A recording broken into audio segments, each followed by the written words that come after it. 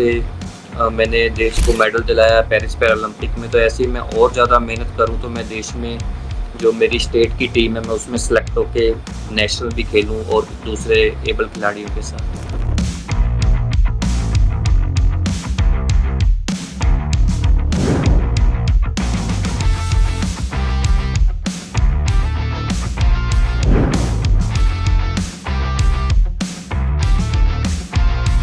Hockey में मैंने bronze जीता था, तो कहीं न कहीं कॉन्फिडेंस भी था मुझे कि मैं यहाँ पे मेडल जीतूँगा, लेकिन कभी ओवर कॉन्फिडेंट नहीं हुआ।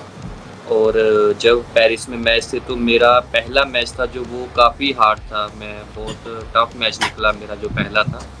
और उसी से फिर मैंने थोड़ा सीखा और पोडियम की मुझे आदत हो गई थी उस एरीना की, जब पहला मैच मेरा क्लियर हुआ। तो उसके बाद जैसे बाकी के मैचेस थे तो मेरा फ़ोकस बना हुआ था। मुझे यही था कि क्योंकि हमारे में थॉट्स की, फ़ोकस की बहुत ज़्यादा ज़रूरत होती है हमारी। लास्ट जैसे जैसे धीरे-धीरे मैं फाइनल में पहुँचा तो बहुत ज़्यादा खुश था कि देश के लिए एक मेडल कन्फर्म हो गया है।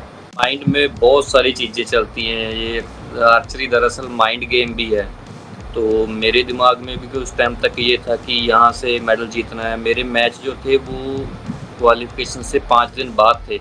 तो कहीं न कहीं ये सारी चीज़ें चलती, लेकिन इन थॉट्स को अपने ऊपर हावी नहीं होने दिया, क्योंकि मुझे पता था कि इतने सालों से आर्चरी कर रहा हूँ तो नेचर ऑफ गेम ये है कि एक एरो से आपका मैच डिसाइड हो जाता है। कई बार टाई शॉट भी खेलना पड़ता है, जैसे मुझे टोक्यो में भी खेलने पड़े थे।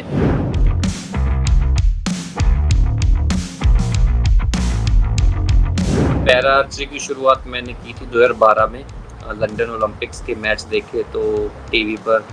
तो उस टाइम मैंने देखा था कि ये स्पोर्ट्स तो हमारी यहाँ यूनिवर्सिटी में, पंजाब यूनिवर्सिटी पटियाला में होता भी है। मैं उस टाइम यहाँ स्टडी कर रहा था। तो कोच साहब से कुछ दिन बाद जाके परमिशन ली तो 2012 से मैंने आर्चरी की शुरुआत की थी। कुछ पहले शुरुआती कुछ महीनों में इंडियन राउंड पे मैंने नेशनल मेडल जीते। तो फिर मैंने कंपाउंड पे शिफ्ट हुआ मैं, क्योंकि इंटरनेशनल खेलने के लिए आपको कंपाउंड ज़ायकारो चलाना होता है। तो लगभग 3 साल का समय था, 3 साढ़े 3 साल का, मेरी परफ़ॉर्मेंस बिल्कुल भी नहीं आई कंपाउंड पे। तो मैंने भी थक-हार के मन बना लिया था आर्चरी छोड़ने का, 1 डेढ़ महीना क्विट भी कर दी। फिर दोबारा जीवन जोश सर मुझे मिले, मेरे जो बेसिक कोच और मेंटर है जीवन जोश सिंह तेजा।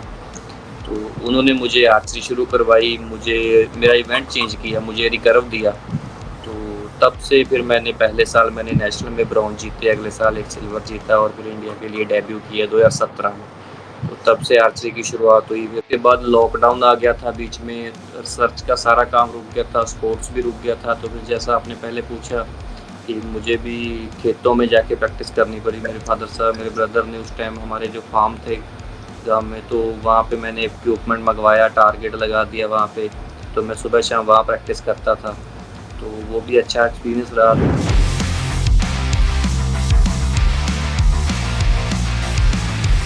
कोशिश तो रहती है मेरी पहले से ही, मैं पहले से ही जब देश के लिए खेल रहा हूँ पैरा आर्चरी में, तो जितना स्कोर होता है उतना मैंने पहले भी शूट कर रखा था। इंडिया में मैं एलिजिबल होता था किसी ट्रायल में जाने के लिए, लेकिन हमारे बीच में पैरा आर्चरी के इंटरनेशनल कॉम्पिटिशन भी होते थे जहाँ हम ट्रेनिंग कैंप में होते थे। तो कोशिश तो हमेशा रहती है, लेकिन क्या होता है कि जैसे अभी मैं पेरिस से मेडल जीत कर लौटा हूँ तो मेरे बहुत सारे प्रोग्राम्स, इवेंट्स हैं, मैं उनमें बिज़ी हूँ। और अभी कुछ दिनों बाद ही हमारे नेशनल गेम्स के लिए स्टेट की टीम सेलेक्ट हो जाएगी। तो ऐसा ही लगभग होता है कि आपको समय नहीं मिल पाता प्रैक्टिस के लिए, लेकिन मेरी कोशिश रहेगी इस बार भी या आगे भी मुझे मौका मिलेगा कि मैं जैसे मैंने देश को मेडल दिलाया पेरिस पैरालंपिक में, तो ऐसे ही मैं और ज़्यादा मेहनत करूँ तो मैं देश में जो मेरी स्टेट की टीम है मैं उसमें सेलेक्ट होके नेशनल भी खेलूँ और दूसरे एबल खिलाड़ियों के साथ। हमारे एथलीट हैं, 3-3 4-4 बार के ओलंपियन हैं, बहुत अच्छे खिलाड़ी हैं, हमारे इंडिया में भी आर्चर्स हैं। तो मुझे भी अगर उनके साथ खेलने का, उनके साथ प्रैक्टिस करने का मौका मिलेगा तो डेफ़िनेटली मेरी गेम में भी इम्प्रूवमेंट होगी और मैं और ज़्यादा परफ़ॉर्म कर पाऊँगा पैरा आर्चरी में भी, आने वाले इवेंट्स में भी।